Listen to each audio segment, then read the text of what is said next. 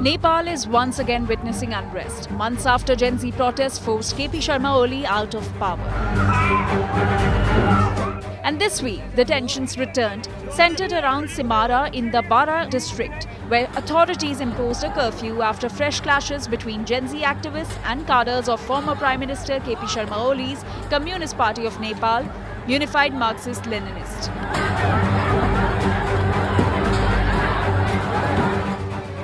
The violence erupted on November 19 near Simara Airport.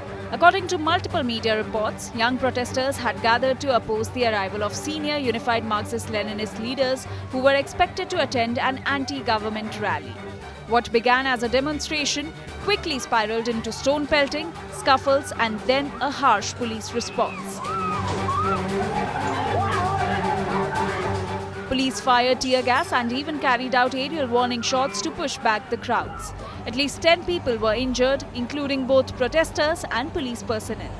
The situation got so volatile that Simara Airport temporarily suspended all operations.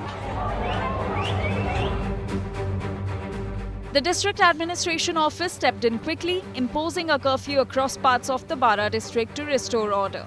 The curfew remained in effect until 8 p.m. on Thursday, November 20, as officials tried to stabilize the ground situation. Local authorities said they may shift to a lighter prohibitory order if calm continues, but for now, they remain on alert.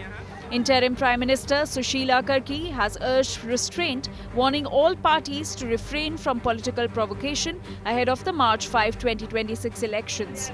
Her government is under pressure to maintain peace, especially after the deadly anti-corruption uprising earlier this year. To understand the anger on the streets, you have to go back to September 2025. That's when Nepal saw its biggest youth-led revolt in decades. The Gen Z movement.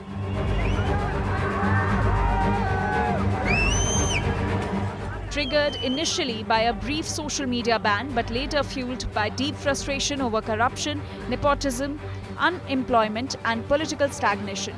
At least 76 people were killed in those protests, according to local reports, and the turmoil eventually brought down Oli's government. But the grievances never fully went away. Gen Z activists continue to demand justice for the protesters killed in September.